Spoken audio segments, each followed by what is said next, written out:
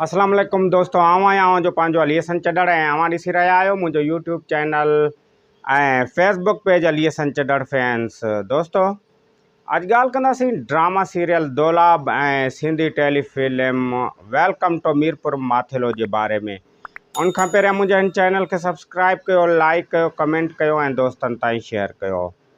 तो दोस्तों हिन वक़्तु Sindhi telefilm welcome to Mirpur Mathelo जी जेका रिकॉर्डिंग है उहा बहितरीन लोकेशननि ते जारी सारी आहे।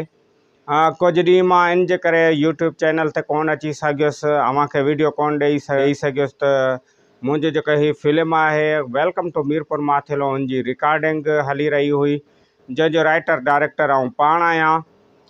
इन में तमामु बहितरीन जेके एक्टर आहिनि उहे कमु कनि पिया।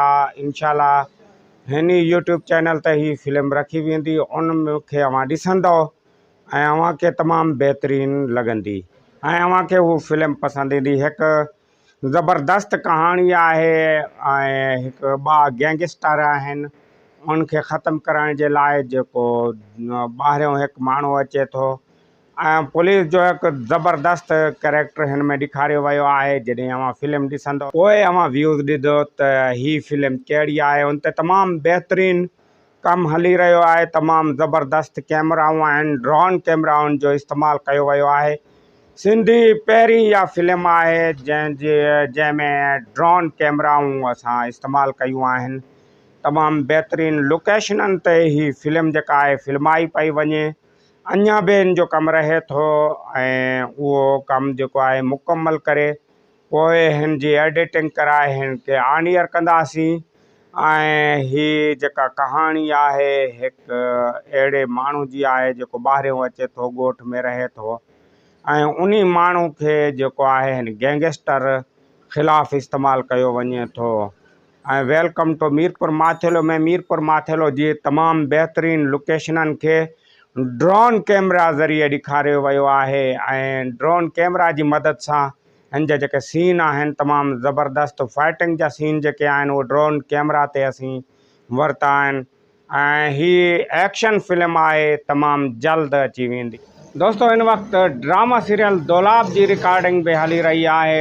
ड्रामा सीरियल दोलाब बरसाति जे वक़्फ़े खां पोइ वरी हुनजी रिकॉर्डिंग शुरू कई वई आहे ऐं हाणे हिन में नयूं एंट्रियूं ज़बरदस्त फ़हमीदा साहिर ऐं हिन ड्रामे जो जेको डायरेक्टर आहे फरज़ंद मलिक खजू ऐं वकार सूमरो ऐं ॿिया जेके दोस्त आहिनि उन्हनि जी तमामु ज़बरदस्त एंट्री आहे ऐं हीअ एक्शन ऐं मज़ाक़ सां भरपूर ड्रामो दोलाब जीअं ज़हर ज़िंदगी हुयो, ज़हर ज़िंदगी खां बि ज़बरदस्त ड्रामो ऐं हिन में तमामु ज़बरदस्त एक्टर जेके आहिनि कमु करे रहिया आहिनि।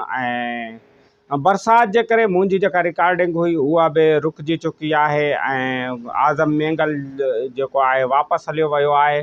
आज़म मेंगल सां गॾु ई मुंहिंजा कैरेक्टर आहिनि, जीअं हू वापसि अचे थो त मुंहिंजी रिकॉर्डिंग वरी शुरू थी वेंदी। जेके 2-3 ॾींहंनि जो शेड्यूल आहे उहो कढंदासीं ऐं ड्रामा सीरियल दोलाब हिकु तमामु वॾो प्रोजेक्ट आहे जंहिंजो राइटर आहे साईं नूर ज़हूर ऐं डायरेक्टर आहे फरज़ंद मलिक खजू। हीअ तमामु वॾो प्रोजेक्ट, तमामु ज़बरदस्त प्रोजेक्ट जेको आहे उहो सिंध टीवी जो हिन वक़्तु उनजी जेका रिकॉर्डिंग आहे वरी ज़ोर शोर सां हले पई। ड्रामा सीरियल दोलाब जी जेका रिकॉर्डिंग आहे उहा तमामु ज़बरदस्त हली रही आहे। अव्हांखे ख़बर आहे त हिन जो डायरेक्टर फरज़ंद मलिक खजू ऐं राइटर साईं नूर ज़हूर आहिनि ऐं तमामु ज़बरदस्त जेको हीअ लोकेशनूं आहिनि उन्हनि ते फिल्मायो पियो वञे। पर अव्हां दोस्तनि खे ॿुधाईंदो हलां त हीअ जेका रिकॉर्डिंग आहे कुझु ॾींहं जी रुकियल हुई, रुकण खां पोइ वरी हीअ रिकॉर्डिंग जेको आहे शुरू थी चुकी आहे। उन खां अलावा ड्रामा सीरियल हवेली तमामु ज़बरदस्त जंहिंजो 40 क़िस्तां हली चुकियूं आहिनि ऐं ॿियो स्पेल जेको आहे उहो मुकमल थियण वारो आहे, पर 3 स्पेल जी रिकॉर्डिंग जेका आहे उहा ज़ोर शोर सां हले पई।